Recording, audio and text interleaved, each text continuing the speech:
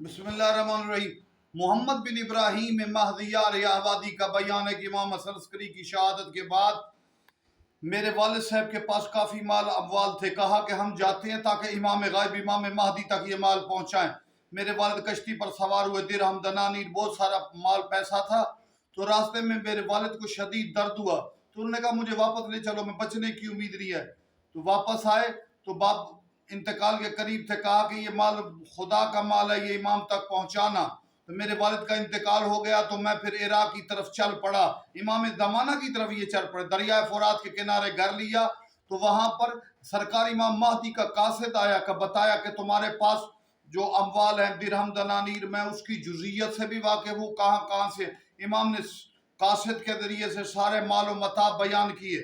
وہ قاصد مال لے کر چلا گیا تو پھر علی محمد بن ابراہیم مہدیار نے حیران ہوئے، امام زمانہ کے پاس مال بھی پہنچ گیا، امام کا میرے پاس خط بھی آ گیا۔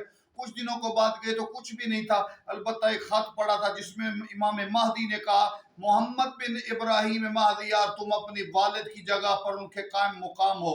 تو امام کے بارے میں پتہ بھی چلا، امام کے اموال بھی پہنچے، امام کے علم کا بھی پتہ چلا اور مشکلیں بھی حل ہوئیں، اور امام تک مال پہنچا کے جناب محمد بن ابراہیم کو امام مہدی کے ذریعے سے مقام بھی ملا۔ کیا مقام ہے امام مہدی کے معجزات کرامات کا۔ والسلام علیکم۔